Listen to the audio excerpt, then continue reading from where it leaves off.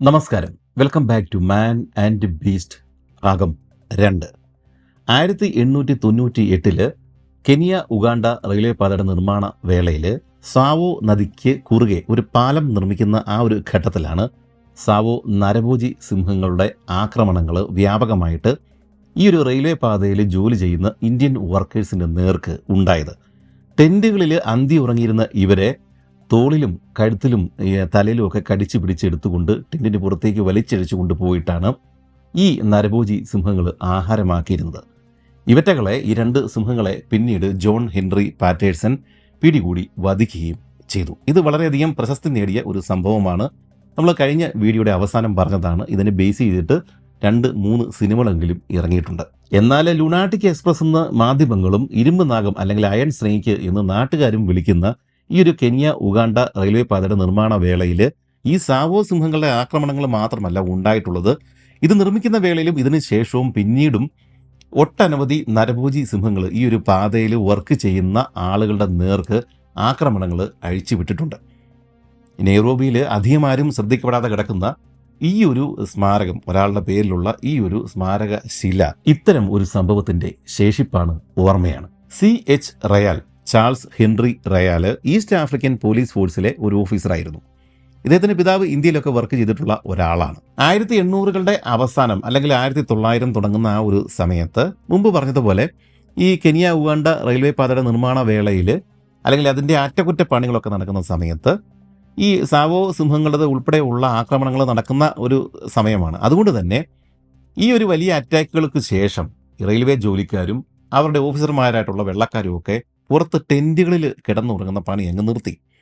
ഇവർ ഈ ഒരു സമയത്ത് 1900 കാലഘട്ടങ്ങളിൽ ഇവർ എന്ത് ചെയ്തു? സാവോ സിംഹങ്ങളുടെ പ്രശ്നങ്ങളൊക്കെ കഴിഞ്ഞ സമയമാണ്.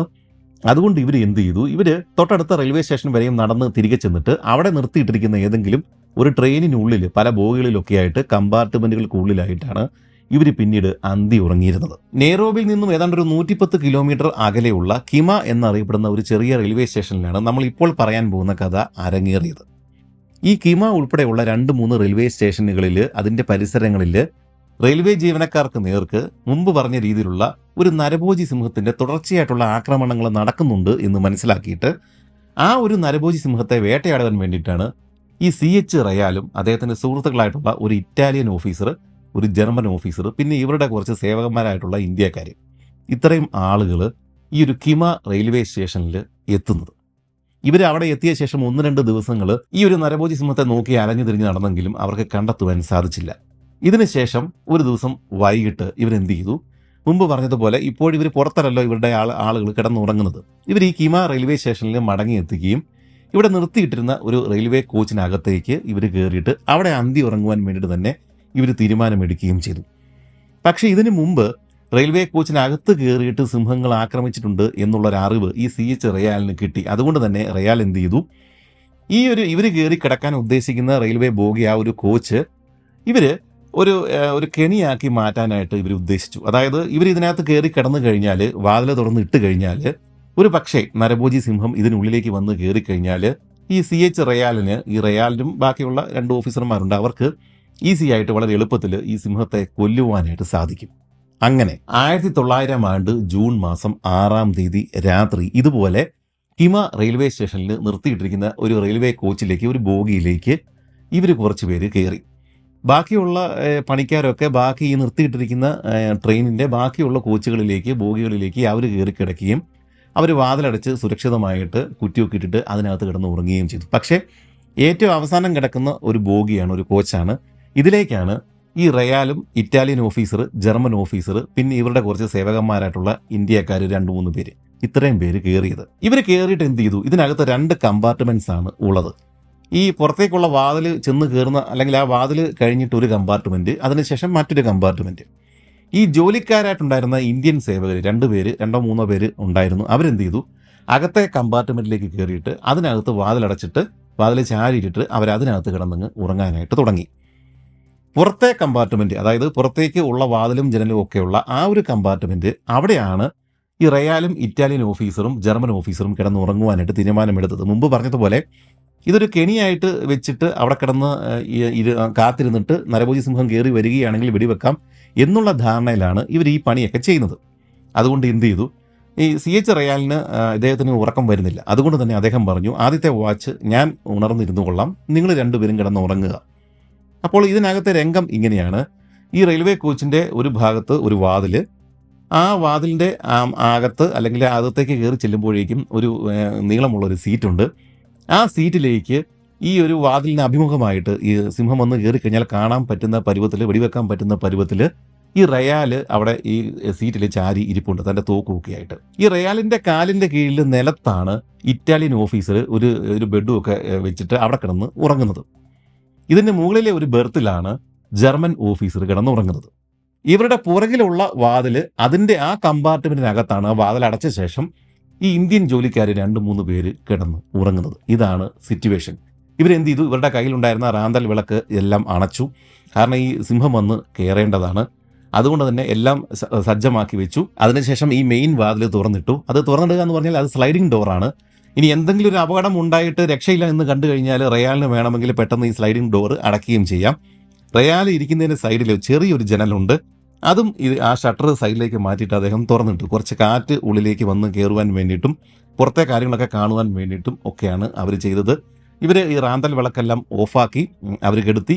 എന്നിട്ട് ഇറ്റാലിയൻ ഓഫീസർ നിലത്ത്, പിന്നെ ജർമ്മൻ ഓഫീസർ ബെർത്തിൻ്റെ മുകളിൽ, റയാൽ ആ സീറ്റിൽ, ബാക്കി 2 സേവകർ പുറകിലുള്ള കമ്പാർട്ട്മെൻറ്റിനകത്ത് വാതിൽ ചാരിയിട്ട ശേഷം അവിടെയും കിടന്ന് ഉറങ്ങുവാനായിട്ട് ആരംഭിച്ചു. ലൈറ്റെല്ലാം ഓഫ് ചെയ്തിരിക്കുകയാണ്, റാന്തൽ വിളക്കെല്ലാം അണച്ചിരിക്കുകയാണ്, നല്ല ഇരുട്ടാണ്. റയാൽ ആ ഒരു ജനലിൻ്റെ സൈഡിലാണ് ഇരിക്കുന്നത്. കുറച്ച് കഴിഞ്ഞപ്പോഴേക്കും നല്ല തണുത്ത കാറ്റ് ഈ ഒരു ജനലിൽ കൂടെ അകത്തേക്ക് വരാനായിട്ട് തുടങ്ങി. റയാൽ കഴിഞ്ഞ 2-3 ദിവസങ്ങളായിട്ട് ഈ നരഭോജി സിംഹത്തിൻ്റെ പുറകെ ഉറക്കമില്ലാതെ അലഞ്ഞു തിരിഞ്ഞ് നടന്ന ആളാണ്. പക്ഷേ ഇദ്ദേഹത്തിന് ഇന്നത്തെ രാത്രിയിൽ ഒരു പക്ഷേ സിംഹം ഇതിനകത്തേക്ക് വന്ന് കയറിയിരിക്കാം എന്നുള്ള ധാരണയിലാണ് ഈ കാവലിരിക്കുന്നത്. പക്ഷെ തണുത്ത കാറ്റ് അടിച്ചു കഴിഞ്ഞപ്പോഴേക്കും നല്ല ക്ഷീണമുണ്ടായിരുന്ന ഈ റയാൽ അറിയാതെ നിദ്രയിലേക്ക് വഴുതി വീണു. കുറച്ച് കഴിഞ്ഞപ്പോഴേക്കും നല്ല കാറ്റുണ്ടായി, കുറച്ച് അത്യാവശ്യം തണുപ്പൊക്കെ ഉണ്ടായി കഴിഞ്ഞപ്പോഴേക്കും ഈ ബാക്കിയുള്ള 2 ഓഫീസർമാരും അവരും കിടന്നുറങ്ങി. റയാൽ ഉറങ്ങിക്കിടക്കുകയാണ് എന്നുള്ള വിവരം അവരറിയുന്നില്ല. കാരണം റയാൽ ആ ഒരു ഫസ്റ്റ് വാച്ചിൽ കാവലിരിക്കുകയാണ്. അതുകൊണ്ട് അവർക്ക് പേടിക്കേണ്ട ആവശ്യമില്ല. അവർ സുഖമായിട്ട് കിടന്നുറങ്ങി. അകത്തുണ്ടായിരുന്ന 2-3 ഇന്ത്യൻ ജോലിക്കാരും അവരും സുഖമായിട്ട്, കാരണം അവരുടെ യജമാനന്മാരായിട്ടുള്ള ഈ പറയുന്ന 3 പേര് പുറത്തെ കമ്പാർട്ട്മെൻറ്റിൽ കിടപ്പുണ്ട്. അവർക്ക് പേടിക്കേണ്ട ആവശ്യമൊന്നുമില്ല. അവരും കിടന്നുറങ്ങി. അങ്ങനെ കുറേയേറെ നേരം കഴിഞ്ഞപ്പോഴേക്കും നിലത്ത് കിടന്ന് ഉറങ്ങിയിരുന്ന ആ ഒരു ഇറ്റാലിയൻ ഓഫീസർ ഇദ്ദേഹം ഒന്ന് ചെറുതായിട്ട് കണ്ണു തുറന്നു. ഇദ്ദേഹത്തിൻ്റെ ദേഹത്ത് എന്തോ ഒരു വലിയ ഭാരം വന്നിരിക്കുന്നത് പോലെ ഇദ്ദേഹത്തിന് അനുഭവപ്പെട്ടു. അതുകൊണ്ടാണ് ഇദ്ദേഹം കണ്ണ് തുറന്നത്. കണ്ണ് തുറന്നിട്ട് അത് എന്താണ് എന്ന് മനസ്സിലാക്കാൻ പറ്റാത്തത് കൊണ്ട് ഒന്ന് എണീക്കാൻ ശ്രമിച്ചപ്പോഴേക്കും ഇദ്ദേഹത്തിൻ്റെ തല ഒരു രോമം ഉള്ള എന്തോ ഒരു സാധനത്തിൽ, കണ്ടമാനം രോമമുള്ള എന്തോ ഒരു സാധനത്തിൽ മുട്ടി. അത് കഴിഞ്ഞ് ആ ഒരു സമയത്താണ് ഇദ്ദേഹത്തിൻ്റെ മൂക്കിൽ ഒരു വന്യമൃഗത്തിൻ്റെ രൂക്ഷമായ ഗന്ധം അടിച്ചു കയറിയത്. ആ ഒരു നിമിഷം ഈ ഇറ്റാലിയൻ ഓഫീസർക്ക് മനസ്സിലായി, തൻ്റെ മുകളിൽ ഒരു സിംഹം നിൽപ്പുണ്ട്, അല്ലെങ്കിൽ തന്നെ കവർ ചെയ്ത് ചവിട്ടിക്കൊണ്ട് ഒരു സിംഹം കടന്ന് അകത്തേക്ക് പോയിട്ടുണ്ട്. അടുത്ത നിമിഷം ഒരു ഞരക്കം ഇദ്ദേഹം കേട്ടു. അത് തൊട്ടരിയിൽ സീറ്റിൽ ഇരുന്നിരുന്ന റയാലിൻ്റെ ശബ്ദമാണ് എന്ന് അദ്ദേഹത്തിന് മനസ്സിലായി. ആ ഒരു ശബ്ദം മാത്രമാണ് റയാൽ ഉണ്ടാക്കിയത്, ചെറിയൊരു ഞരക്കം. ഇവർ ഉറങ്ങിയ ശേഷം, അല്ലെങ്കിൽ ഇവർ ഉറങ്ങുന്ന ഭാവമൊക്കെ കണ്ടുകൊണ്ട് ഒരു പക്ഷേ ഇരുട്ടിൽ ഈ സിംഹം തീവണ്ടിയുടെ വെളിയിൽ എവിടെയെങ്കിലും കുറ്റിക്കാട്ടിൽ മറിഞ്ഞിരിപ്പുണ്ടായിരുന്നിരിക്കണം. റയാൽ ഈ ജനലിൻ്റെ സൈഡിലാണല്ലോ ഇരുന്നിരുന്നത്. റയാലിൻ്റെ കഴുത്ത്, തോൾ ഭാഗം, ഇങ്ങനെയുള്ള കാര്യങ്ങളെല്ലാം ആ ഒരു ജനൽ വഴി ഈ സിംഹത്തിന് കാണാൻ സാധിക്കുന്നുണ്ട്. എന്താണേലും ഇവർ ഉറങ്ങിയ ശേഷമാവണം ഈ സിംഹം സാവധാനം തുറന്നു കിടന്നിരുന്ന വാതിലിലൂടെ അകത്തേക്ക് കയറിയത്. അകത്ത് നിലത്ത് കിടന്നിരുന്ന ഈ ഒരു ഇറ്റാലിയൻ ഓഫീസറിനെ ചവിട്ടിക്കൊണ്ടാണ് ഇവൻ മുന്നോട്ടേക്ക് പോയത്. ഈ റയാൽ ആ സമയത്ത് നല്ല ഉറക്കത്തിലായിരുന്നല്ലോ. ഇപ്പം ആ ഒരു സമയത്ത് ഈ സിംഹം മുൻകാലുകൾ ഈ സീറ്റിലേക്ക് എടുത്തു വെച്ചിട്ട് റയാലിൻ്റെ കഴുത്തിൽ കറക്റ്റായിട്ട് പിടിമുറുക്കുകയും കഴുത്തൊടിക്കുകയും ആ ഒരു ഞരക്കമാണ് ഇദ്ദേഹം ഈ നിലത്ത് കിടന്നിരുന്ന ഇറ്റാലിയൻ ഓഫീസർ കേട്ടത്. കഴുത്തൊടിച്ച് ആ ഒരു സമയത്ത് തന്നെ റയാൽ മരണപ്പെട്ടിട്ടുണ്ടാവണം. ഈ ഒരു സമയത്താണ് ഈ ഒരു ഇറ്റാലിയൻ ഓഫീസർ ചാടി എഴുന്നേൽക്കുന്നതും ഇദ്ദേഹത്തിൻ്റെ തല ഈ സിംഹത്തിൻ്റെ ശരീരത്തിൻ്റെ ഏതൊരു ഭാഗത്ത് നിന്ന് മുട്ടുകയും ഇതിനകത്ത് ഒരു വന്യമൃഗം അല്ലെങ്കിൽ സിംഹം ഉണ്ട് എന്ന് അദ്ദേഹം മനസ്സിലാക്കുകയും ചെയ്തത്. ഇതേ സമയത്ത് തന്നെ റയാലിൻ്റെ മുകളിലെ ബെർത്തിൽ കിടന്ന് ഉറങ്ങിയിരുന്ന ജർമ്മൻ ഓഫീസറും ഇതിനകത്തൊരു വന്യമൃഗം കയറിയിട്ടുണ്ട്, സിംഹം കയറിയിട്ടുണ്ട് എന്ന് എങ്ങനെയോ മനസ്സിലാക്കി. പക്ഷേ അദ്ദേഹം എന്ത് ചെയ്തു, ഞെട്ടിപ്പോയി. ആകെ വിരണ്ടു പോയ അയാൾ ആ ബെർത്തിൽ നിന്ന് നേരെ താഴേക്കെങ്ങ് വീണു. സിംഹത്തിൻ്റെ സൈഡിലേക്കാണ് ഈ മുകളിൽ കിടന്നിരുന്ന ഈ ജർമ്മൻ ഓഫീസർ വിരണ്ട് താഴേക്ക് പിടച്ചങ്ങ് വീണത്. ഈ സിംഹം ഈ സമയത്ത് റയാലിനെ കടിച്ച് പിടിച്ചിരിക്കുകയാണ്. പക്ഷേ ഇതേ സ്ഥലത്തേക്ക് തന്നെ ഈ ജർമ്മൻ ഓഫീസറും വന്ന് വീണു. സിംഹവും ആകെ ഒന്ന് ഇളകി. ഈ ഒരു കൂട്ടപ്പൊരിച്ചിലിനിടയിൽ ഈ ബോഗി ഈ ഒരു കോച്ച് കിടന്നുകൊണ്ട് കാര്യമായ രീതിയിൽ അങ്ങോട്ട് കൊണ്ട് കിടന്ന് ഇളകിയ സമയത്ത് ഈ സിംഹം കയറി വന്ന ആ ഒരു പ്രധാന വാതിൽ, അതൊരു സ്ലൈഡിംഗ് ഡോർ ആയിരുന്നു എന്ന് മുമ്പ് പറഞ്ഞിരുന്നല്ലോ, അതങ്ങ് സാവധാനം ഓട്ടോമാറ്റിക്കായിട്ട് അങ്ങ് അടഞ്ഞു. ഇത് ആ സിറ്റുവേഷൻ കൂടുതൽ വഷളാക്കി. ഇനി ഈ സിംഹത്തിന് ഇറങ്ങിപ്പോകാനായിട്ട് വഴിയൊന്നുമില്ല, ആകെ തുറന്നു കിടക്കുന്ന ചെറിയൊരു ജനൽ മാത്രമാണ്. അതുവഴി ഒരു സിംഹത്തിന് അകത്തേക്ക് കയറാൻ പറ്റില്ല, അല്ലെങ്കിൽ പുറത്തേക്ക് പോകാനും പറ്റില്ല എന്ന് മനസ്സിലാക്കിയതോടെ ആകെ വിരണ്ടുപോയ മുകളിൽ നിന്ന് താഴേക്ക് വീണ ആ ഒരു ജർമ്മൻ ഓഫീസർ ഉണ്ടല്ലോ, അയാൾ പെട്ടെന്ന് ചാടി എഴുന്നേറ്റിട്ട് ഇവർ കിടക്കുന്നതിന്റെ പുറകിൽ ഒരു വാതിലും അതിന്റെ പുറകിൽ മറ്റൊരു കമ്പാർട്ട്മെന്റും അതിനകത്ത് ഇന്ത്യൻ ജോലിക്കാരും കിടന്ന് ഉറങ്ങുന്നുണ്ടല്ലോ. ഈ ജർമ്മൻ ഓഫീസർ ചാടിയിട്ട് ആ ഒരു വാതിൽ തുറക്കാനായിട്ട് ശ്രമിച്ചു. പക്ഷേ ഈ വാതിലിനകത്ത് കിടന്ന് ഉറങ്ങിയിരുന്ന ഇന്ത്യൻ ജോലിക്കാര് ഇവര് തൊട്ടപ്പുറത്തെ കമ്പാർട്ട്മെന്റിൽ സിംഹം കയറിയിട്ടുണ്ട് എന്ന് മനസ്സിലാക്കിയിട്ട് ഇവരെന്ത് ചെയ്തു, അങ്ങോട്ടേക്ക് സിംഹം കടന്നു വരാതിരിക്കാൻ വേണ്ടിയിട്ട് ആ ഡോർ തള്ളിപ്പിടിച്ചിരിക്കുകയാണ്. അതിന്റെ ലോക്കൊന്നും ഉണ്ടായിരുന്നില്ല, അതുകൊണ്ട് ഇവർ ആ ഡോർ തള്ളിപ്പിടിച്ചിരിക്കുകയാണ്. ആ ഡോറാണ് ഈ ജർമ്മൻ ഓഫീസർ ആ ഒരു മരണവെപ്രാളത്തിൽ തുറക്കാൻ ശ്രമിക്കുന്നത്. എന്താണേലും മരണവെപ്രാളമായിരുന്നത് കൊണ്ട് തന്നെ ജർമ്മൻ ഓഫീസർ വിജയിച്ചു. ആ തള്ളിൽ അദ്ദേഹം ഒരു ഒറ്റ തള്ളുകൊണ്ട് ഇത് തുറക്കുകയും ഈ ഒരു രണ്ടാമത്തെ കമ്പാർട്ട്മെന്റിലേക്ക് അയാൾ ചെന്നങ്ങ് വീഴുകയും ചെയ്തു. ഇതെല്ലാം 1, 2, 3 സെക്കൻഡുകൾക്കുള്ളിലാണ് നടക്കുന്നത്. ഈ ഒരു ആകെ കൂട്ടപ്പൊരിച്ചിലും ബഹളവും ഒക്കെ കണ്ടിട്ട് അവിടെ നിന്ന് എങ്ങനെയും രക്ഷപ്പെടണം എന്ന് വിചാരിക്കുന്ന ഈ സിംഹത്തിനോ രക്ഷപ്പെടാനായിട്ട് ഒരു മാർഗവും ഇല്ല. അവൻ വന്ന സ്ലൈഡിംഗ് ഡോർ അടഞ്ഞു പോവുകയും ചെയ്തു. ആകെ ഉള്ളത് ആ ചെറിയ ജനല് മാത്രമാണ്. പക്ഷെ എന്തൊക്കെയാണേലും ആ ജനല് വഴി തന്നെ ഈ ഒരു സിംഹം പുറത്തേക്ക് ചാടി. ഒരു പക്ഷേ റയാലിന്റെ ശരീരം അവൻ കടിച്ചെടുത്തിട്ട് ഈ ഒരു ജനൽ വഴി പുറത്തേക്ക് ഇട്ട ശേഷമായിരിക്കണം ഒരു വിധത്തിൽ ഞെങ്ങി ഈ ഒരു സിംഹം ആ ഒരു ജനൽ വഴി തന്നെ പുറത്തേക്ക് ചാടി പോവുകയും അവിടെ നിന്ന് വീണ്ടും റയാലിനെ കടിച്ചെടുത്തുകൊണ്ട് ഈ ഒരു സിംഹം ഇരുട്ടിലേക്ക് മറയുകയും ചെയ്തു. വളരെ കുറച്ച് സമയത്തിനുള്ളിൽ നടന്ന ഈ ഒരു സംഭവം, ഇതിനകത്തെ കൂട്ടപ്പൊരിച്ചില്, ബഹളം, ഇതെല്ലാം കേട്ടുകൊണ്ട് തൊട്ടപ്പുറത്തെ കോച്ചുകളിലും ബോഗികളിലും ഒക്കെ പല ആളുകൾ കിടന്നുറങ്ങുന്നുണ്ട്. അവർ എല്ലാം ഞെട്ടി എഴുന്നേറ്റു. ഈ എഴുന്നേറ്റ് കഴിഞ്ഞ ഇവർക്ക് എന്താണ് സംഭവിക്കുന്നത് മനസ്സിലായില്ല. പക്ഷെ ആരൊക്കെയോ വിളിച്ചു കൂവി, ഏതോ കോച്ചിനകത്ത് ഏതോ കമ്പാർട്ട്മെന്റിനകത്ത് സിംഹം കയറിയിട്ടുണ്ട് എന്ന്. ഏത് കമ്പാർട്ട്മെന്റിലാണ് എന്നിവർക്ക് മനസ്സിലാകാത്തത് കൊണ്ട് ഈ ജോലിക്കാരെന്ത് ചെയ്തു, ബാക്കിയുള്ള കോച്ചുകളിൽ കിടന്ന് ഉറങ്ങിയിരുന്ന ആളുകൾ ഈ ജനലും ഡോറും ഒക്കെ തുറന്നിട്ട് അതിനകത്ത് കൂടി പുറത്തേക്ക് ഇവർ ചാടി ഇറങ്ങുകയും നിലവിളിച്ചുകൊണ്ട് 4 പാടും ഇവർ ഓടുകയും ചെയ്തു. പക്ഷെ ഈ ഒരു സമയം കൊണ്ട് ഈ റയാലിനെ കൊണ്ട് സിംഹം ഇരുട്ടിലേക്ക് പോയിട്ടുണ്ടായിരുന്നു. കുറച്ച് കഴിഞ്ഞപ്പോഴാണ് രംഗമെല്ലാം ശാന്തമായതും റയാലിനെ കാണാതായിട്ടുണ്ട്, റയാലിനെയാണ് സിംഹം കൊണ്ടുപോയത് എന്നുള്ള കാര്യങ്ങളൊക്കെ ആളുകൾക്ക് മനസ്സിലായത്. പിറ്റേ ദിവസം റെയിൽവേ സ്റ്റേഷന്റെ ആ പരിസരത്തിൽ നിന്ന് ഏതാണ്ട് 1-1.5 മൈൽ ദൂരെയുള്ള ഒരു സ്ഥലത്ത് നിന്നാണ് പകുതി ഭക്ഷിച്ച നിലയിൽ ഈ CH റയാലിന്റെ മൃതദേഹം അവശിഷ്ടങ്ങൾ ഇവർക്ക് ലഭിച്ചത്. ഈ നരഭോജി സിംഹത്തെ കൊല്ലുന്നവർക്ക് വൻ പാരിതോഷികങ്ങൾ പ്രഖ്യാപിക്കപ്പെട്ടുവെങ്കിലും ആർക്കും ഇതിനെ കൊല്ലാൻ സാധിച്ചില്ല. റയാല് വധിക്കപ്പെട്ട ശേഷം ദിവസങ്ങൾക്കുള്ളിൽ സാവോ സിംഹങ്ങളെ കൊന്ന പ്രശസ്തനായിട്ടുള്ള ജോൺ ഹെൻറി പാറ്റേഴ്സൺ ഈ ഒരു കിമ സ്റ്റേഷനിൽ എത്തുകയും ഈ സിംഹത്തെ തിരയുകയും ചെയ്തു വെടിവെച്ച് കൊല്ലുവാൻ വേണ്ടിയിട്ട്. കാരണം റയാൽ ഇദ്ദേഹത്തിന് സുഹൃത്തായിരുന്നു. അങ്ങനെയാണ് ഈ പാറ്റേഴ്സൺ ഇവിടെ എത്തിയത്. പക്ഷെ പാറ്റേഴ്സനും ഈ ഒരു നരഭോജിയെ കണ്ടെത്തുവാനും വധിക്കുവാനും സാധിച്ചില്ല. അവസാനം കോസ്റ്റലോ എന്നു പേരുള്ള ഒരു റെയിൽവേ സ്റ്റേഷൻ മാസ്റ്റർ അയാൾ വെച്ച കേജ് ട്രാപ്പ്, കെണിക്കൂടിലാണ് ഈ ഒരു സിംഹം കുടുങ്ങിയത്. എന്താണെങ്കിലും ഈ സിംഹത്തിനെ വെടിവെച്ച് കൊന്ന് അതിൻ്റെ ഫോട്ടോ ഇദ്ദേഹം ബാക്കിയുള്ള ആളുകൾക്ക് അയച്ചു കൊടുത്തപ്പോഴേക്കും ആളുകൾക്ക് മനസ്സിലായി ഇത് തന്നെയാണ് ഇവർ അന്വേഷിച്ച് നടക്കുന്ന ആ ഒരു നരഭോജി സിംഹം. ഈ സിംഹത്തിൻ്റെ നഖങ്ങളൊക്കെ കൊഴിഞ്ഞു പോയിട്ടുണ്ടായിരുന്നു, പല്ലുകളൊക്കെ കേടുവന്ന പല്ലുകളൊക്കെ ആയിരുന്നു. അപ്പം സ്വാഭാവികമായിട്ടും ഇതുകൊണ്ടൊക്കെ ആവണം ഇതൊരു നരഭോജിയായിട്ട് മാറിയിട്ടുള്ളത് എന്നാണ് അനുമാനിക്കപ്പെടുന്നത്. നെയ്റോബിയിലെ യൂറോപ്യൻ ശവക്കോട്ടയിലാണ്, യൂറോപ്യന്മാരെ അടക്കുന്ന പ്രത്യേക ശവക്കോട്ടയിലാണ് ഈ CH റയാലിൻ്റെ ബാക്കിയുള്ള അവശിഷ്ടങ്ങൾ അവർ മറവ് ചെയ്തത്.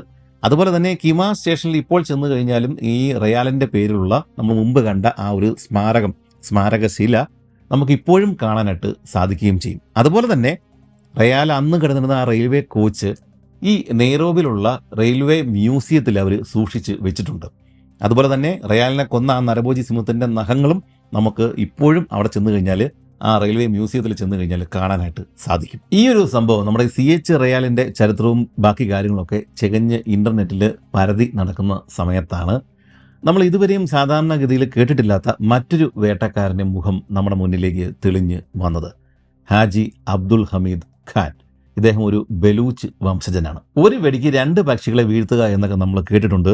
അതുപോലെ ഒരു വെടിക്ക് 2 സിംഹങ്ങളെ വീഴ്ത്തിയ ആളാണ് ഈ ഹാജി അബ്ദുൽ ഹമീദ് ഖാൻ എന്നാണ് ആളുകൾ പറയുന്നത്. 1821 ഒമാനി സുൽത്താനായിട്ടുണ്ടായിരുന്ന അബ്ദുൾ ബുസൈദി, അദ്ദേഹം ഒരു കൂലിപ്പട്ടാളത്തെ കിഴക്കേ ആഫ്രിക്കൻ തീരങ്ങളിലേക്ക് അവിടെ ഉണ്ടായിരുന്ന ദ്വീപുകൾ, തുറമുഖങ്ങൾ ഇതൊക്കെ പിടിച്ചെടുക്കുവാൻ വേണ്ടിയിട്ട് അയച്ചു. ആ ഒരു കൂലിപ്പട്ടാളത്തിനുള്ളിൽ ഈ ബലൂച്ച് വംശജരായിട്ടുള്ള ആളുകൾ, ഇറാനികൾ ഒക്കെ ധാരാളം ഉണ്ടായിരുന്നു. അക്കൂട്ടത്തിലാണ് നമ്മുടെ ഈ ഹാജി അബ്ദുൾ ഹമീദ് ഖാനും അദ്ദേഹത്തിൻ്റെ കുടുംബമൊക്കെ വന്നത് എന്നാണ് ഒരു കൂട്ടം ആളുകൾ പറയുന്നത്. പക്ഷെ അങ്ങനെയല്ല. 1900 ആ ഒരു ഭാഗങ്ങളിൽ ഇന്ത്യ എന്ന് പറഞ്ഞാൽ ഇന്നത്തെ ഇന്ത്യ, പാകിസ്ഥാൻ, അഫ്ഗാനിസ്ഥാൻ ഉൾപ്പെടുന്ന ആ ഒരു വിശാലമായ ഇന്ത്യയിൽ നിന്ന് ആളുകളെ റിക്രൂട്ട് ചെയ്ത കൂട്ടത്തിൽ കുറച്ച് ആളുകളെ റെയിൽവേ പണിക്കും അങ്ങനെയുള്ള കാര്യങ്ങളൊക്കെ ആയിട്ട് അവിടെ നിന്ന് ഇങ്ങോട്ട് കൊണ്ടുവന്ന കൂട്ടത്തിൽ വന്ന ആളാണ് ഈ അബ്ദുൾ ഹമീദ് ഖാൻ എന്നും ചില ആളുകൾ പറയുന്നുണ്ട്. ഇതിൽ ഏതാണെങ്കിലും ഏത് രീതിയിൽ വന്നതാണെങ്കിലും ഇദ്ദേഹം ഒരു ബലൂച്ച് വംശജനാണ് എന്നുള്ള കാര്യത്തിൽ ആർക്കും തർക്കമില്ല. 1904 ഈ ഹമീദ് ഖാൻ കെനിയൻ റെയിൽവേയിലാണ് ജോലി ചെയ്തിരുന്നത്. ഈ കെനിയൻ റെയിൽവേയിൽ ടിറ്റോ ആൻഡെ എന്നറിയപ്പെടുന്ന സ്ഥലത്തെ കെനിയൻ റെയിൽവേയിലെ വേ ഓഫീസറായിരുന്നു ഇദ്ദേഹം. ഈ സീനിയർ വേ ഓഫീസർ എന്നൊക്കെ പറഞ്ഞു കഴിഞ്ഞാൽ നമ്മൾ ഈ റെയിൽവേ ട്രാക്കുകളുടെ അറ്റകുറ്റപ്പണികൾ ചെയ്തു തീർക്കുന്ന ആ ഒരു ചുമതലയുള്ള ഒരാൾ, ആ ഒരു വിഭാഗത്തിലാണ് ഇദ്ദേഹം ഓഫീസറായിട്ട് ഈ ഹാജി അബ്ദുൾ ഹമീദ് ഖാൻ വർക്ക് ചെയ്തിരുന്നത് 1904. മുമ്പ് പറഞ്ഞതുപോലെ ഈ ഒരു റെയിൽവേ പാതയുടെ നിർമ്മാണ ഘട്ടത്തിലും അതിനുശേഷവും ഇതിന്റെ അറ്റകുറ്റപ്പണികൾ ചെയ്തു തീർക്കുന്ന ആളുകളുടെ നേർക്ക് ഈ ഭാഗങ്ങളിലുള്ള സിംഹങ്ങളുടെ ആക്രമണങ്ങൾ തുടർച്ചയായിട്ട് ഉണ്ടാകുന്നുണ്ട്. അതുകൊണ്ട് തന്നെ ഈ ഒരു അറ്റകുറ്റപ്പണികൾ ചെയ്തു തീർക്കുന്ന സംഘത്തിന് തലവനായിട്ടുള്ള ഹാജി അബ്ദുൾ ഹമീദ് ഖാന് ഇദ്ദേഹത്തിന് മറ്റൊരു ജോലി കൂടി ഉണ്ടായിരുന്നു. ഇങ്ങനെ ആക്രമിക്കാൻ വരുന്ന സിംഹങ്ങളെ വേട്ടയാടുക, കൊല്ലുക. അതുകൊണ്ട് തന്നെ ഇദ്ദേഹത്തിന് തോക്ക് അവർ അനുവദിച്ചു കൊടുത്തിട്ടുണ്ടായിരുന്നു. അതുകൊണ്ട് തന്നെ ഈ ഹാജി അബ്ദുൾ ഹമീദ് ഖാൻ നല്ലൊരു വേട്ടക്കാരനും ആയിരുന്നു. അങ്ങനെ 1910 ഈ അബ്ദുൾ ഹമീദ് ഖാനും ഇദ്ദേഹത്തിന്റെ ജോലിക്കാരും ഒക്കെ ഒരു ട്രോളിയിലൂടെ ഈ ഒരു റെയിൽവേ പാതയുടെ മുന്നോട്ട് നീങ്ങിക്കൊണ്ടിരിക്കുകയാണ്. സാവോ നദിയുടെ തീരങ്ങളിലൂടെയാണ് ഈ ഒരു പാത മുന്നോട്ട് നീങ്ങുന്നത്. ഒരു വളവ് കഴിഞ്ഞതും ഇവർ ഒരു ലയൺ പ്രൈഡിന്റെ ഫ്രണ്ടിലേക്കാണ് ചെന്നങ്ങ് വീണത്. അതായത് ഈ റെയിൽവേ ട്രാക്കിന്റെ സൈഡിൽ ഇരുന്നു കൊണ്ട് ഈ ലയൺ പ്രൈഡ് സിംഹക്കൂട്ടം ഒരു ജിറാഫിനെയോ കാട്ടുപോത്തിനെയോ എന്തിനെയോ ഇവർ വധിച്ച ശേഷം കൂട്ടം കൂടിയിരുന്ന് തിന്നുന്ന ആ ഒരു സ്ഥലത്തേക്കാണ് അറിയാതെ ട്രോളിയിൽ ഹമീദ് ഖാനും സംഘവും ചെന്നങ്ങ് പെട്ടത്. അതായത് പൊടുന്നനെ ഇവർ ഈ ഒരു ലയൺ പ്രൈഡും ഹമീദ് ഖാന്റെ സംഘവും തമ്മിൽ അങ്ങോട്ടും ഇങ്ങോട്ടും കണ്ടുമുട്ടിരിക്കുകയാണ്. ഈ സിംഹങ്ങൾ വിരണ്ട സിംഹങ്ങൾ അപ്പോൾ തന്നെ ഈ ഒരു ഹമീദ് ഖാന്റെ ജോലിക്കാരെ ആക്രമിക്കുവാൻ വേണ്ടിയിട്ട് അവിടെ നിന്ന് തയ്യാറെടുത്ത് മുന്നോട്ട് നീങ്ങി വരുന്ന സമയമാണ്.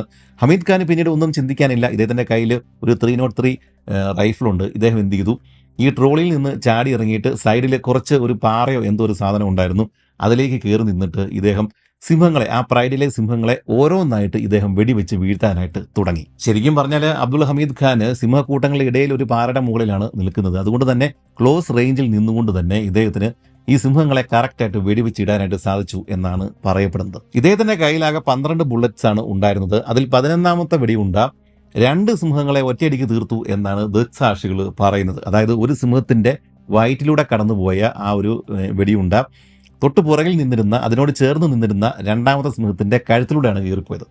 അങ്ങനെ ഈ 2 സിംഹങ്ങളും പരിക്കേറ്റ് നിലത്ത് വീണു എന്നാണ് ദൃക്സാക്ഷികൾ. ഒറ്റ വെടിക്ക് 2 തീർന്നു എന്നാണ് പറയുന്നത്. ഈ ഹമീദ് ഖാൻ വെച്ച വെടിയേക്കാളും വലിയ വെടിയാണോ ഈ ഒരു സംഭവം എന്നൊന്ന് ചെക്ക് ചെയ്യാൻ വേണ്ടിയിട്ട് ഈ വേട്ടക്കാരുടെ സൈറ്റുകൾ, അങ്ങനെ അതുമായിട്ട് ബന്ധപ്പെട്ട പല സൈറ്റുകൾ കയറി ഇറങ്ങിയ ശേഷം എനിക്ക് മനസ്സിലായത് ഇത് സംഭവിക്കാൻ സാധ്യതയുള്ള ഒന്നാണ് എന്നാണ്. ഈ ഒരു ഹമീദ് ഖാന്റെ സംഭവം തന്നെയും പല സീനിയർ വേട്ടക്കാരെ എടുത്ത് അവിടെ കാര്യങ്ങൾ വിശദീകരിക്കുന്നുണ്ട്. അവർ പറയുന്നത് ക്ലോസ് റേഞ്ചിൽ നിന്നുകൊണ്ടാണ് ഇദ്ദേഹം വെടിവെച്ചിരിക്കുന്നത്. പിന്നെ എല്ലാ വയറും കഴുത്തും ഒക്കെ വളരെ ലോലമായ പ്രദേശങ്ങളാണ്. ഇതുവഴി കയറി ഇറങ്ങി മറ്റതിൻ്റെ ദേഹത്ത് കയറാനുള്ള സാധ്യതയുണ്ട്. ഇത്തരം അനുഭവങ്ങൾ മറ്റു പല വേട്ടക്കാർക്കും വേറെ പല സമയങ്ങളിൽ നടന്നിട്ടുണ്ട്. അതുകൊണ്ട് ഇത് പോസിബിൾ ആണ് എന്നാണ്. എന്താണേലും സിംഹങ്ങളെല്ലാം തീർന്നു എന്ന് വിചാരിച്ചിട്ട് കയ്യിലിരുന്ന ബോട്ടിലിൽ വെള്ളം എടുത്ത് കുടിച്ചുകൊണ്ടിരുന്ന ഹമീദ് ഖാന്റെ നേർക്ക് വീണ് കിടന്നിരുന്ന, ഈ പരിക്ക് പറ്റി വീണ് കിടന്നിരുന്ന, ഈ കഴുത്തിലൂടെ വെടികൊണ്ട് കയറിയിട്ട് വീണ് കിടന്നിരുന്ന ഒരു പെൺസിംഹം ചാടി എഴുന്നേറ്റ് ഇദ്ദേഹത്തിന്റെ നേർക്ക് ചാർജ് ചെയ്ത് മുന്നോട്ടേക്ക് വന്നു. ഇദ്ദേഹത്തിന്റെ കയ്യിലുണ്ടായിരുന്ന അവസാനത്തെ ബുള്ളറ്റ് എടുത്ത് ഇദ്ദേഹം ആ ഒരു സിംഹത്തിന്റെ വായിലേക്ക് നിറയെ ഒഴിച്ചിട്ട് ആ ഒരു മൊത്തം സിംഹക്കൂട്ടത്തെയും ഒറ്റയടിക്ക് ഇദ്ദേഹം 12 ബുള്ളറ്റുകൾ കൊണ്ട് തീർത്തു എന്നാണ് ദൃക്സാക്ഷികളായിട്ടുണ്ടായിരുന്ന കൂടെ ഉണ്ടായിരുന്ന ആളുകൾ പുറത്ത് പിന്നീട് പറഞ്ഞത്. എന്താണെങ്കിലും ഈ ഒരു സംഭവത്തിന് ശേഷം അബ്ദുൾ ഹമീദ് ഖാൻ കെനിയയിൽ ഒരു ഹീറോ, ഒരു വീരപുരുഷനായിട്ട് മാറുകയും ചെയ്തു. അങ്ങനെ ഒറ്റവെടിക്ക് 2 സിംഹങ്ങളെ തീർത്ത ഈ ഒരു അബ്ദുൾ ഹമീദ് ഖാന് കെനിയൻസ് ഒരു പേരിട്ടു, സിംബ ബിലി എന്ന് പറഞ്ഞു കഴിഞ്ഞാൽ 2 സിംഹങ്ങൾ എന്നാണ് അർത്ഥം. റെയിൽവേ ഡിപ്പാർട്ട്മെന്റിൽ തന്റെ സേവനകാലത്ത് ഈ അബ്ദുൾ ഹമീദ് ഖാൻ ഇത്തരത്തിൽ 200-ലധികം സിംഹങ്ങളെ വകവരുത്തിയിട്ടുണ്ട് എന്നാണ് കണക്ക്. ഈ 200 സിംഹങ്ങളും റെയിൽവേ പാതയുടെ നിർമ്മാണ ഘട്ടങ്ങളിൽ ജോലിക്കാരെ ആക്രമിക്കാൻ വന്നിരുന്ന സിംഹങ്ങളാണ്. ഇതുപോലെ സിംഹക്കൂട്ടങ്ങളൊക്കെയാണ്. തൻ്റെ ആളുകളെ സംരക്ഷിക്കാൻ വേണ്ടിയിട്ടാണ് ഇദ്ദേഹം ഇത്രത്തോളം സിംഹങ്ങളെ വെടിവെച്ച് വീഴ്ത്തിയത് എന്നാണ് പറയുന്നത്. എന്നാൽ ഇതിനിടെ പലപ്പോഴും മൃഗങ്ങളുടെ ഭാഗത്തു നിന്നും ഹമീദ് ഖാന്റെ നേർക്കും പല ആക്രമണങ്ങളും ഉണ്ടായിട്ടുണ്ട്. 1913 ഒരു മരത്തിന്റെ മുകളിൽ നിന്ന് ഒരു ചീറ്റ ഇദ്ദേഹത്തെ ആക്രമിക്കുകയും ഈ ചീറ്റയും ഇദ്ദേഹവും തമ്മിൽ മിനിറ്റുകളോളം മൽപ്പിടുത്തം നടത്തുകയും അതിനുശേഷം ഇദ്ദേഹം കയ്യിലുണ്ടായിരുന്ന ഒരു കഠാര എടുത്തിട്ട് ഈ ഒരു ചീറ്റയെ വകവരുത്തി എന്നൊക്കെയാണ് മറ്റൊരു കഥ ഇദ്ദേഹത്തെക്കുറിച്ച് ഉള്ളത്. ആ ഒരു ആക്രമണത്തിൽ ഖാന് സാരമായ പരിക്കുകൾ, അദ്ദേഹത്തിന്റെ ദേഹത്ത് കൂടുതൽ പാടുകളൊക്കെ ഈ ഒരു സംഭവം ഉണ്ടാക്കി എന്നാണ് പറയുന്നത്.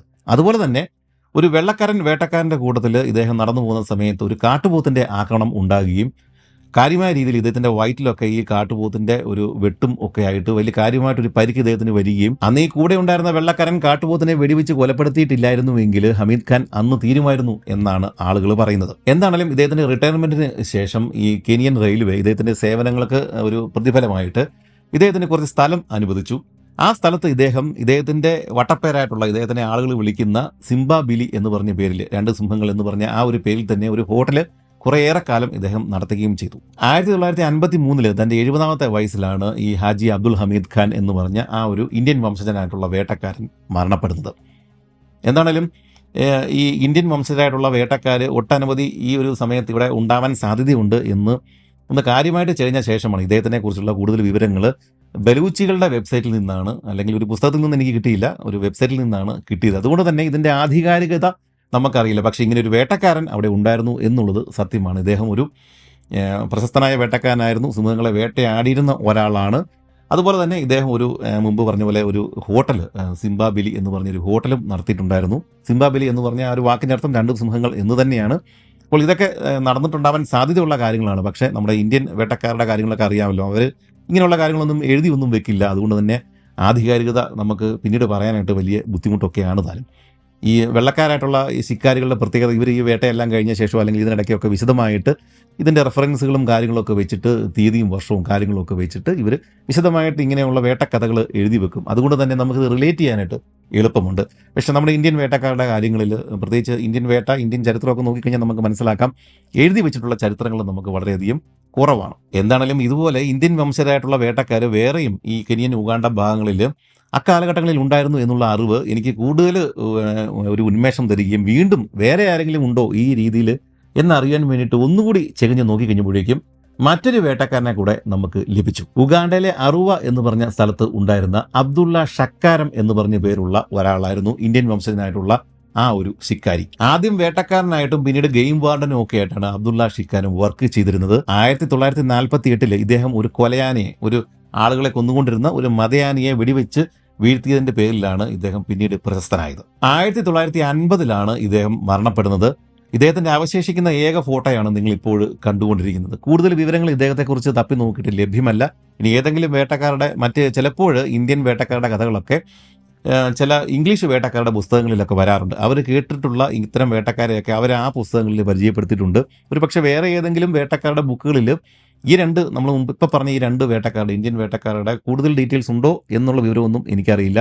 അങ്ങനെ കിട്ടിയാൽ ഉറപ്പായിട്ടും നമ്മുടെ ഈ സീരീസിൽ മറ്റൊരു ഭാഗത്ത് നമുക്കത് പങ്കുവെക്കാനായിട്ട് സാധിക്കുകയും ചെയ്യും. അങ്ങനെ നമ്മൾ കഴിഞ്ഞ വീഡിയോയിലും ഇപ്പോൾ ഈ വീഡിയോയുടെ പകുതി ഭാഗം വരെയും ആഫ്രിക്കയിൽ സിംഹങ്ങളെ വേട്ടയാടിയിരുന്ന, അല്ലെങ്കിൽ അതുമായിട്ട് ബന്ധപ്പെട്ട കഥകളാണ് നമ്മൾ പറഞ്ഞത്, സംഭവങ്ങളാണ് നമ്മൾ പറഞ്ഞത്. ഇനി നമുക്ക് കുറച്ച് നേരത്തേക്ക് ഇന്ത്യയിലേക്ക് വരാം. ഇന്ത്യൻ കാടുകൾ, ഇന്ത്യൻ മൃഗങ്ങൾ എന്നൊക്കെ പറയുമ്പോഴേക്കും സത്യത്തിൽ വിദേശികളുടെ മനസ്സിലേക്ക് ആദ്യം ഓടിയെത്തുന്നത് ഒരു ബുക്കാണ്, ദി ജംഗിൾ ബുക്ക്.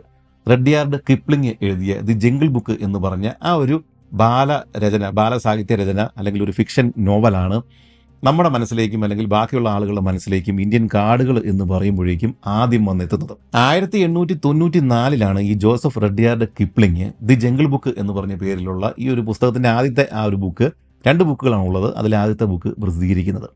നമ്മൾ ആ വർഷം നോക്കിയാൽ മനസ്സിലാക്കാം. ഈ 1898, 94, 1900 ഈ ഒരു ഭാഗങ്ങളിലാണ് നമ്മൾ പറഞ്ഞ എല്ലാ കഥകളും നടക്കുന്നത്. അതായത് ഇതേ സമയത്ത് തന്നെയാണ് സാവോ നരഭോജി സിംഹങ്ങൾ, മുമ്പ് പറഞ്ഞ റയാലിൻ്റെ മരണം, ഇങ്ങനെയുള്ള കാര്യങ്ങളെല്ലാം ഈ ഒരു 10 കൊല്ലത്തിനിടയ്ക്കാണ് സംഭവിക്കുന്നത്.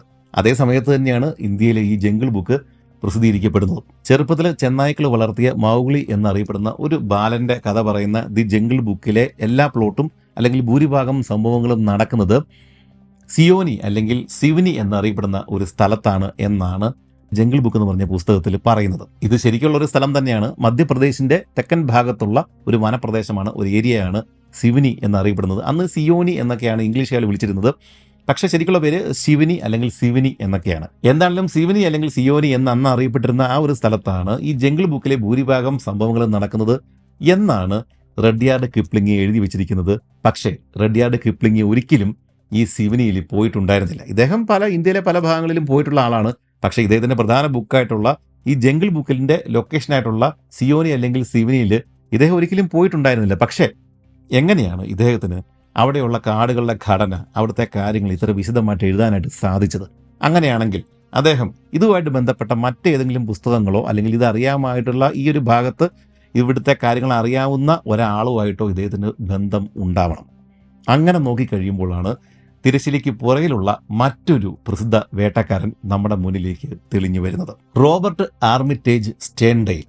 റഡ്യാർഡ് കിപ്ലിംഗ് തൻ്റെ ജംഗിൾ ബുക്ക് പ്രസിദ്ധീകരിക്കുന്നതിനും 7 കൊല്ലങ്ങൾക്ക് മുമ്പ് ഈ റോബർട്ട് ആർമിറ്റേജ് സ്റ്റേൺഡെയിൽ തൻ്റെ ഒരു ബുക്ക് പ്രസിദ്ധീകരിച്ചിട്ടുണ്ടായിരുന്നു. 1887 Seonee or camp life on the Satpura range എന്ന് പറഞ്ഞ പുസ്തകം ഈ സ്റ്റേൺഡെയിൽ പുറത്തിറക്കിയത്. തൻ്റെ 17ാമത്തെ വയസ്സിൽ ഇന്ത്യയിൽ എത്തിച്ചേർന്ന ഈ സ്റ്റേൺഡെയിൽ പിന്നീട് പലപ്പോഴായിട്ട് പല ഉയർന്ന തസ്തികകളിൽ ജോലി ചെയ്തിരുന്ന ഒരാളാണ്.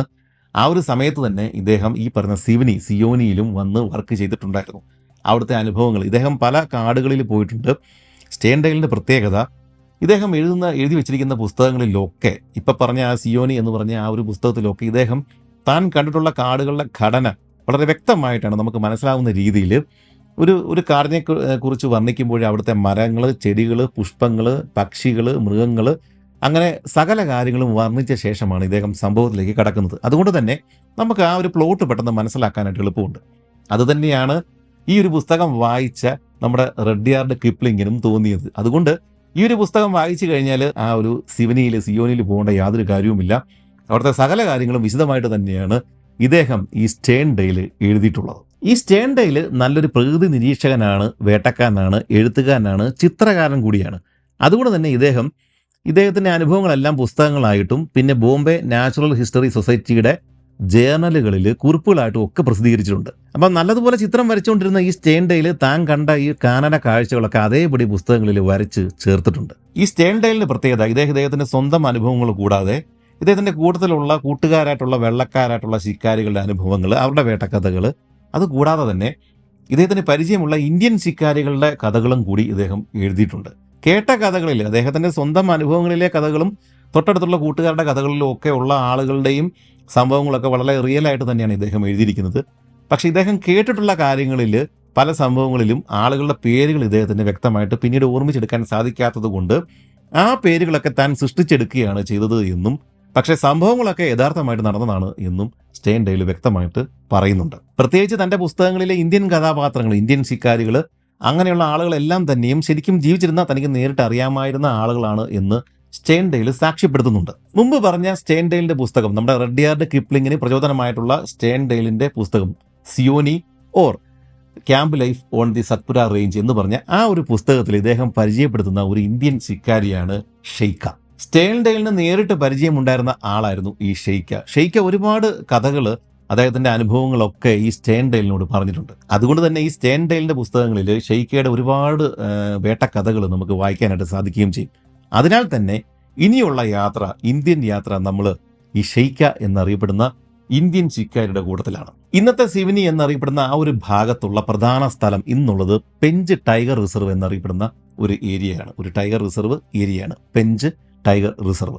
ഈ പെഞ്ച് ടൈഗർ റിസർവ് എന്താണ് എന്ന് മനസ്സിലാക്കിയാൽ തന്നെ ഈ ഷെയ്ക്കയും സ്റ്റേൺഡെയിലും ഒക്കെ നടന്നിരുന്ന ആ ഒരു സ്ഥലത്തിന്റെ ഘടന, ജംഗിൾ ബുക്കിന്റെ ബേസ് ആയിട്ടുള്ള ആ ഒരു സ്ഥലത്തിന്റെ ഘടന നമുക്ക് ഈ പെഞ്ച് ടൈഗർ റിസർവ് എന്താണെന്ന് മനസ്സിലാക്കിയാൽ എളുപ്പം പിടികിട്ടും. അതുകൊണ്ട് തന്നെ നമുക്ക് ഈ ഒരു സിവനി മേഖലയിലുള്ള പെഞ്ച് ടൈഗർ റിസർവിന്റെ ഉള്ളിലേക്ക് ഒന്ന് കയറി നോക്കാം. സമുദ്രനിരപ്പിൽ നിന്നും ഏതാണ്ട് ഒരു 600 മീറ്റർ ഉയരത്തിലാണ് സിവനിയും ഈ പെഞ്ച് ടൈഗർ റിസർവും സ്ഥിതി ചെയ്യുന്നത്. ജംഗിൾ ബുക്കിൽ വർണ്ണിച്ചിരിക്കുന്നത് പോലെ ഇടതൂർന്ന വനമുള്ള മഴക്കാടൊന്നുമല്ല ഈ സിവനിയിലെ കാടുകൾ. 2 പ്രധാന നദികളാണ് ഇവിടെ ഉള്ളത്. ഇതിൽ ഗോദാവരിയുടെ പോഷക നദിയായിട്ടുള്ള വൈൻഗംഗ നദി ഉത്ഭവിക്കുന്നത് തന്നെ ഈ സിവനിയിൽ നിന്നാണ്. സത്പുര പർവ്വതനിരകളുടെ തെക്കൻ ചെരുവിലാണ് സിവനി സ്ഥിതി ചെയ്യുന്നത്. ഇനി ഇവിടെയുള്ള രണ്ടാമത്തെ നദി പെഞ്ച് ടൈഗർ റിസർവിന്റെ ഉള്ളിലൂടെ ഒഴുകുന്ന പെഞ്ച് നദിയാണ്. ടൈഗർ റിസർവിന് ഈ ഒരു പെഞ്ച് നദിയിൽ നിന്നാണ് പേര് കിട്ടിയിട്ടുള്ളത്. ഈ റിസർവിനുള്ളിൽ വടക്ക് നിന്നും തെക്കോട്ടേക്കാണ് പെഞ്ച് നദി ഒഴുകുന്നത്. ചെറിയ കുന്നുകളും ചെരുവുകളും ഒക്കെ നിറഞ്ഞ ഒരു പ്രദേശമാണ് ഇത്. മഴക്കാലത്ത് വെള്ളം കര കവിഞ്ഞ് ഒഴുകിയിട്ട് റിസർവിനുള്ളിൽ പല സ്ഥലങ്ങളിലും വെള്ളപ്പൊക്കം ഉണ്ടാകാറുണ്ട്. ആ സമയം ഒട്ടനവധി ചെറിയ അരുവികൾ ഈ വനത്തിൽ പുതുതായിട്ട് രൂപപ്പെടാറുണ്ട്. നാട്ടുകാർ ഇവയെ നല്ലാസ് എന്നാണ് വിളിക്കുക. എന്നാൽ എല്ലാ വർഷവും ഏപ്രിൽ മാസം ആകുന്നതോടെ ഇവിടെ കനത്ത ചൂടും വേനലും ഒക്കെയാണ്. ആ ഒരു സമയത്ത് ഈ പെഞ്ച് നദി അങ്ങ് വറ്റിപ്പോവുകയും ഈ ജലം പല സ്ഥലങ്ങളിൽ പല കുഴികളിലൊക്കെ ആയിട്ട് അവശേഷിക്കുകയും ചെയ്യും. അങ്ങനെ പല കുളങ്ങൾ ആ ഒരു സമയത്ത് രൂപപ്പെടും. ദോസ് എന്ന് ആളുകൾ വിളിക്കുന്ന ഇത്തരം വെള്ളക്കുഴികൾ, വാട്ടർ ഹോളുകളുടെ അരികിലാണ്, അതിന്റെ സമീപ പ്രദേശങ്ങളിലാണ് ആ സമയത്ത് കൂടുതൽ മൃഗങ്ങളും കാണപ്പെടുക. ഇത് കൂടാതെ ഒരിക്കലും വറ്റാത്ത ചില നീരുറവുകളും ഈ ഒരു പെഞ്ച് ടൈഗർ റിസർവിനുള്ളിൽ ഉണ്ട്. എന്താണെങ്കിലും ഇപ്പോഴത്തെ കാലത്ത് ഈ ടൈഗർ റിസർവിനുള്ളിൽ അവർ റിസർവോയർ ഒക്കെ വെച്ചിട്ടുണ്ട്. അതുകൊണ്ട് തന്നെ ഈ ഒരു കഥ നടക്കുന്ന സമയത്ത് പെഞ്ച് ടൈഗർ റിസർവിനുള്ളിൽ ആ ഒരു ഭാഗത്ത് പല വാട്ടർ ഹോളുകളൊക്കെ അരികിലാണ് മൃഗങ്ങൾ ഉണ്ടായിരുന്നുവെങ്കിൽ ഇപ്പോൾ റിസർവോയർ ഉള്ളത് കൊണ്ട് തന്നെ മൃഗങ്ങൾ പെഞ്ച് ടൈഗർ റിസർവിനുള്ളിൽ എല്ലാ സ്ഥലങ്ങളിലും ഇപ്പോൾ കാണാനായിട്ട് സാധിക്കും. ഈ പെഞ്ച് നദിയുടെ തീരങ്ങളിലും പിന്നെ ഇപ്പോൾ പറഞ്ഞ വേനൽക്കാലത്ത് രൂപപ്പെടുന്ന വാട്ടർ ഹോളുകൾ അതിന്റെ സമീപ പ്രദേശങ്ങളിലൊക്കെ ആയിട്ടാണ് കൂടുതൽ മൃഗങ്ങളും കടുവ, പുലി പോലുള്ള ഇരപിടിയൻ മൃഗങ്ങളും ഒക്കെ കൂടുതലും കാണപ്പെടുന്നത്. കടുവകൾ കൂടുതലും ഈ ഒരു വെള്ളമുള്ള പ്രദേശങ്ങളിലാണ് കാണപ്പെടുന്നതെങ്കിൽ പുലികളെ ഈ വെള്ളമുള്ള പ്രദേശങ്ങളിലും, അതായത് നദിയുടെ തീരങ്ങളിലും വാട്ടർ ഹോളുകളുടെ സമീപ പ്രദേശങ്ങളിലും ഉൾവനങ്ങളിലും കാണപ്പെടാറുണ്ട്. ഇതുകൂടാതെ കാട്ടുപൂച്ചകൾ, പിന്നെ ധോൾ എന്ന് വിളിക്കപ്പെടുന്ന കാട്ടുനായ്ക്കൾ, ഇവറ്റകളൊക്കെയാണ് ഇവിടുത്തെ പ്രധാന ഇരപിടിയന്മാർ. ഈ ധോൾസ് എന്ന് വിളിക്കുന്ന ധോളുകൾ എന്ന് വിളിക്കപ്പെടുന്ന കാട്ടുനായ്ക്കൾ 10-15 കൂട്ടമൊക്കെ ആയിട്ടാണ് ഒരുമിച്ച് വന്നാണ് ആക്രമിക്കുക. ഈ പെഞ്ച് ടൈഗർ റിസർവിന്റെ ഉള്ളിൽ ഒട്ടനവധി കുന്നുകളുണ്ട്.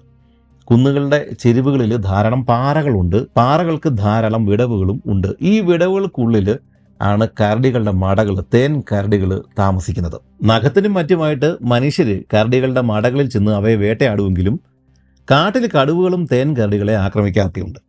ചിലപ്പോൾ ഇരുവരും തമ്മിൽ മിനിറ്റുകൾ തന്നെയും നീണ്ടു നിൽക്കുന്ന മൽപ്പിടുത്തവും ഉണ്ടാവും. അപൂർവമായിട്ട് മരങ്ങളുടെ മുകളിൽ നിന്നും പുലികളും കരടികളെ ആക്രമിക്കാറുണ്ട്. ഇന്ത്യയിലെ ഏറ്റവും വലിയ വള്ളിച്ചെടിയായിട്ടുള്ള ആരംഭ വള്ളികൾ ധാരാളമുള്ള കുന്നിൻ്റെ ചെരുവുകളിലൊക്കെ ആയിട്ടാണ് ഈ പറയുന്ന പെഞ്ച് ടൈഗർ റിസർവിൽ കരടികൾ കൂടുതലും കാണപ്പെടുന്നത്. ഇതുകൂടാതെ ഇന്ത്യൻ ഗസൽ എന്നൊക്കെ അറിയപ്പെടുന്ന ചിങ്കാര മാനുകളാണ് പെഞ്ച് ടൈഗർ റിസർവിലെ പ്രധാന സസ്യാഹാരി. കൂടാതെ പുള്ളിമാനുകളും മലമാനുകളും കാട്ടുപന്നിയും കാട്ടുപോത്തും ഒക്കെ ഇവിടെ ധാരാളമുണ്ട്. BBC-യുടെ വൈൽഡ് ലൈഫ് സ്പെഷ്യൽ ഡോക്യുമെന്ററി ആയിട്ടുള്ള tiger spy in the jungle എന്ന് പറയുന്ന ആ ഒരു ഡോക്യുമെന്ററി ചിത്രീകരിച്ചിരിക്കുന്നത് പെഞ്ച് ടൈഗർ റിസർവിന്റെ ഉള്ളിലാണ്. ഗോണ്ടികൾ അല്ലെങ്കിൽ ഗോണ്ട് എന്നറിയപ്പെടുന്ന ഗിരിവർഗ ജനതയാണ് ഈ ഒരു സിവനി മേഖലയിൽ പെഞ്ച് ടൈഗർ റിസർവിന്റെ ചുറ്റിനും ഒക്കെ ആയിട്ട് അധിവസിക്കുന്ന പ്രധാന ജനവിഭാഗം. ഈ ഗോണ്ടികൾ സംസാരിക്കുന്ന ഭാഷയായിട്ടുള്ള ഗോണ്ടി ഒരു ദ്രവീഡിയൻ ലാംഗ്വേജ് ആണ്. അത് മാത്രമല്ല, മധ്യ ഇന്ത്യയിൽ ഈ ഗോണ്ടികൾ അധിവസിക്കുന്ന ആ ഒരു ഭാഗത്തെ ഗോണ്ട്വാന എന്നാണ് വിളിക്കുന്നത്. ഈ ഗോണ്ടികൾ അധിവസിക്കുന്ന ഗോണ്ട്വാന എന്ന് പറയപ്പെടുന്ന ആ ഒരു മേഖലയിൽ പെടുന്ന ഒറീസയിലെ ഒരു സ്ഥലത്ത് നിന്നാണ് ദശലക്ഷക്കണക്കിന് വർഷങ്ങൾക്ക് മുമ്പുണ്ടായിരുന്ന സൂപ്പർ കോണ്ടിനെന്റ് ഗോണ്ട്വാന എന്നറിയപ്പെടുന്ന ആ ഒരു കോണ്ടിനെന്റ് നിലനിന്നിരുന്നു എന്നുള്ളതിൻ്റെ ചില തെളിവുകൾ പാറകൾക്കിടയിൽ നിന്ന് ഗവേഷകർക്ക് കിട്ടുന്നത്. അതുകൊണ്ട് തന്നെയാണ് ആ ഒരു കോണ്ടിനെന്റിന്, സൂപ്പർ കോണ്ടിനെന്റിന്, അതിപുരാതനമായിട്ടുള്ള ആ ഒരു സൂപ്പർ കോണ്ടിനെന്റിന് ആ ഒരു പേര് ഗോണ്ട്വാന എന്ന് പറഞ്ഞ പേര് കൊടുത്തത് ഈ ഒരു ഗോണ്ടികളുടെ സ്ഥലത്ത് നിന്നാണ്. ഇത് കൂടാതെ ഈ ഗോണ്ടുകൾ നല്ല വേട്ടക്കാരാണ് എന്നാണ് സ്റ്റേൺഡെയിൽ പറയുന്നത്. ഇവരുടെ കയ്യിൽ ടാങ്കി എന്നറിയപ്പെടുന്ന ഒരു ടൈപ്പ് കോടാലി മഴുവുണ്ട്. ഇത് വെച്ചിട്ട് ഇവർ ഒറ്റ വെട്ടിന് ചിലപ്പോൾ ഈ കടുവയെ വരെയും അല്ലെങ്കിൽ കരടിയെ വരെയും കൊല്ലാറുണ്ട് എന്നൊക്കെയാണ് പറയപ്പെടുന്നത്. ഇതിനും പുറമെ ഈ കാട്ടുപോത്തുകളെ വേട്ടയാടാൻ വേണ്ടിയിട്ട് ഈ ഗോണ്ടികൾക്ക് പ്രത്യേക സൂത്രപ്പണികളൊക്കെ ഉണ്ട്. അവരതിൽ വൈദഗ്ധ്യമുള്ള ആളുകളാണ്. ഇത്രയുമാണ് നാം ഇനി പറയാൻ പോകുന്ന സിവനി മേഖലയിലെ ഈ പറയുന്ന പെഞ്ച് ടൈഗർ റിസർവിന്റെ പ്രത്യേകതകൾ. ഇത്രയും കാര്യങ്ങൾ അറിഞ്ഞു കഴിഞ്ഞാൽ തന്നെ നമുക്ക് ഏകദേശം നമ്മൾ ഈ പറയാൻ പോകുന്ന കഥയിലെ ആ ഒരു ചുറ്റുവട്ടം നിങ്ങൾക്ക് എളുപ്പത്തിൽ മനസ്സിലാക്കാനായിട്ട് സാധിക്കുകയും ചെയ്യും. 1850-കളിലാണ് സ്റ്റേൺഡെയിൽ ഇപ്പോൾ പറയാൻ പോകുന്ന ഷെയ്ക്ക എന്നറിയപ്പെട്ടിരുന്ന ഒരു ഇന്ത്യൻ വേട്ടക്കാരൻ്റെ കഥ നടന്നതായിട്ട് നമ്മളോട് പറയുന്നത്. എന്താണെങ്കിലും സിവനി എന്ന് പറഞ്ഞ ഈ ഒരു മേഖലയെ സ്റ്റേൺഡെയിൽ നമ്മുടെ മുന്നിലേക്ക് അവതരിപ്പിക്കുന്നത് അതിമനോഹരമായ ഒരു രീതിയിലാണ്. ജനുവരി മാസത്തിലെ തണുത്ത ശാന്തമായ ഒരു പ്രഭാതം. സൂര്യൻ ഉദിച്ചിട്ട് ഏകദേശം 1 മണിക്കൂർ കഴിഞ്ഞിരിക്കുന്നു. അതോടുകൂടി താഴ്വരകളിൽ നിന്ന് മൂടൽമഞ്ഞ് വഴുതി മാറുകയും പ്രകൃതി മുഴുവനും പ്രകാശത്തിൽ കുളിക്കുകയും ചെയ്തു. അത്യാവശ്യം തണുപ്പുള്ള ഒരു പ്രഭാതമായിരുന്നു അത്. പക്ഷികളുടെ പാട്ടുകളും മയിലുകളുടെ നിലവിളികളും കൊണ്ട് ശബ്ദമുഖരിതമായ ഒരു പ്രഭാതം. സാമാന്യം വലിപ്പമുള്ള ഒരു മയിൽ ഒരു പുൽമേടിൽ നിന്നുകൊണ്ട് പ്രഭാത സൂര്യനെ നോക്കി തന്റെ മനോഹരമായ തൂവലുകൾ 2 വശത്തേക്കും വിടർത്തി നിർത്തി അഹങ്കാരത്തോടെ നിൽപ്പുണ്ട്.